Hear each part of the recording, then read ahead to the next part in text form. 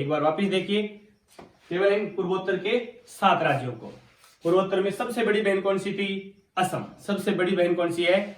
असम। असम के बाद मेघालय। मेघालय के बाद तीसरे पर त्रिपुरा। सबसे नीचे जोर लगेगा मिजोरम। मिजोरम के बाद मणिपुर। मणिपुर के बाद नागालैंड और नागालैंड के बाद अरुणाचल प्रदेश। अब इससे आगे चलते हैं हम। ये हो गया हमारा स्टेप नंबर 3। एक छोटा सा राज्य ऊपर निकला हुआ है। ये जो राज्य है वो है सिक्किम। कौन सा राज्य है? सिक्किम। सिक्किम के नीचे जो पार्ट है वो सारा पश्चिम बंगाल का ही है। ये वाला पार्ट दिख रहा है, ये पश्चिम बंगाल का हिस्सा है। तो हम सिक्किम से सीधा इधर आते हैं तो कौन सा राज्य आएगा? बिहार। बिहार से और आगे आते हैं तो उत्तर प्रदेश। उत्तर प्रदेश से और आगे आते हैं तो उत्तराखंड। उत्तराखंड से और आगे आएंगे तो आ जाएगा हिमाचल प्रदेश। तो ये सिक्किम से लेकर हिमाचल तक जो है ये हमारा स्टेप नंबर 4। तो स्टेप नंबर 4 में देखिए, पहला राज्य कौन सा है? सिक्किम। सिक्किम के बाद बिहार। बिहार के बाद उत्तर प्रदेश। उत्तर प्रदेश के बाद उत्तराखंड और उत्तराखंड के बाद हिमाचल। वापिस चलते हैं। हिमाचल से पहले उत्तराखंड। उत्तराखंड से पहले उत्तर प्रदेश। उत्तर प्रदेश से पहले बिहार और बिहार से पहले सिक्किम। एक बार वापिस बिना देखे कि स्टेप नंबर 4 का पहला राज्य है सिक्किम। सिक्किम के बाद बिहार। बिहार के बाद उत्तर प्रदेश। उत्तर प्रदेश के बाद उत्तराखंड और उत्तराखंड के बाद हिमाचल प्रदेश। ये हो गया हमारे बाउंड्री। टोटल राज्य कितने थे भारत में? 28। अभी हमने जो राज्य किए वो कौन से किए थे? सीमावर्ती, और इनकी संख्या है वर्तमान में 23। तो बचे कौन से? आंतरिक, जिसे हम बोलते हैं मध्यवर्ती। आंतरिक या मध्यवर्ती, और इनकी संख्या है 5। और स्टेप नंबर बी कौन सा? 5। Step number B 5। तो बीच वाले राज्य हम अलग कलर के पेन से लिखेंगे, ब्लू कलर से लिखते हैं हम। पंजाब, राजस्थान, उत्तर प्रदेश, हिमाचल के बीच में यहां पर जो राज्य है वो है हरियाणा। कौन सा है? हरियाणा। राजस्थान और उत्तर प्रदेश के नीचे जो राज्य वो है मध्य प्रदेश। मध्य प्रदेश के बगल में जो राज्य है लंबा सा वो है छत्तीसगढ़। छत्तीसगढ़ से तिरछा ऊपर आता है झारखंड। छत्तीसगढ़ से तिरछा नीचे आता है तेलंगाना। भारत का सबसे नवीनतम राज्य, जिसका गठन हुआ था 2 जून 2014 को, और बी.एन. कृष्णा कमेटी की सिफारिश पर इसको राज्य बनाया गया था। तो ये था हमारा स्टेप नंबर बीच वाला। जो बीच वाले 5 राज्य, स्टेप बी कौन सा? 5 नंबर। 5 राज्य कौन कौन से देखिए? हरियाणा। हरियाणा के बाद मध्य प्रदेश। मध्य प्रदेश के बाद छत्तीसगढ़। छत्तीसगढ़ के बाद झारखंड और झारखंड के बाद तेलंगाना। एक बार वापिस देखिए, पूरा नक्शा देखते हैं बिना देखे। सबसे पहले कौन सा था? पंजाब। कोशिश करना है बिना देखे साथ साथ में बोलने की, तो यहीं पर याद हो जाएगा। ये पहला राज्य है पंजाब। पंजाब के बाद राजस्थान। राजस्थान के बाद गुजरात। गुजरात के बाद महाराष्ट्र। महाराष्ट्र के बाद गोवा।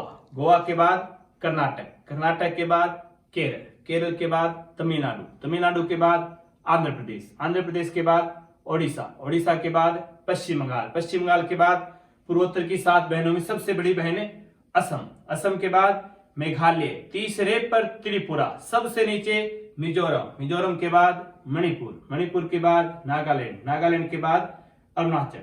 अरुणाचल के बाद सिक्किम। सिक्किम के बाद बिहार। बिहार के बाद उत्तर प्रदेश। उत्तर प्रदेश के बाद उत्तराखंड। उत्तराखंड के बाद हिमाचल। हिमाचल के बाद हरियाणा। हरियाणा के बाद मध्य प्रदेश। मध्य प्रदेश के बगल में छत्तीसगढ़। छत्तीसगढ़ से तिरछा ऊपर झारखंड और तिरछा नीचे तेलंगाना। ये हो गए हमारे 28 के 28 राज्य। अब आते हैं हमारे 8 केंद्र शासित प्रदेश। तो 8 केंद्र शासित प्रदेश देखिए, 2 हम लिख चुके हैं पहले ही। 2 हम पहले ही लिख चुके हैं। पंजाब, हरियाणा, हिमाचल, तीनों की बाउंड्री पर एक पॉइंट बनाएंगे, और ये हमारा केंद्र शासित प्रदेश है कौन सा? चंडीगढ़। चंडीगढ़। हरियाणा उत्तर प्रदेश की सीमा पर बीच में एक छोटा सा बॉक्स बना हुआ और ये हमारा केंद्र शासित प्रदेश है दिल्ली। ध्यान रखना, केंद्र शासित प्रदेश का नाम दिल्ली है, लेकिन राजधानी पूछ ले तो नई दिल्ली।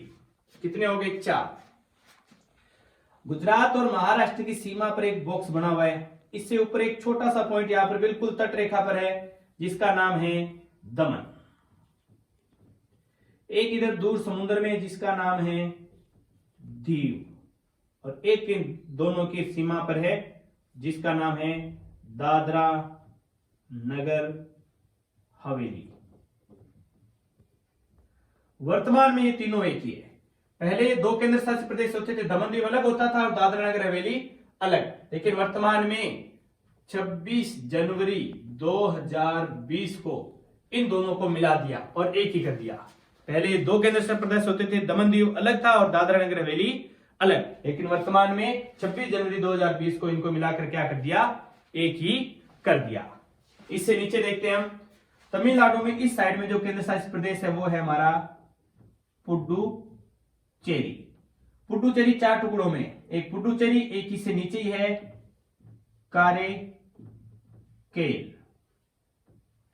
कारेकेल। एक इसी पुडुचेरी का एक टुकड़ा केरल में आता है जिसका नाम है माहे, जो भारत का क्षेत्रफल की दृष्टि से सबसे छोटा जिला भी है। एक इसी पुडुचेरी का पार्ट आता है आंध्र प्रदेश में जिसका नाम है यनम। तो पुडुचेरी कितने टुकड़ों में? 4 टुकड़ों में है। पुडुचेरी 4 टुकड़ों में है, लेकिन कितने राज्यों में है? तो 3 राज्यों में, केरल में, तमिलनाडु और आंध्र प्रदेश में। तो इस साइड में जो खाली पार्ट हमारा, ये पूरा का पूरा है अरब सागर।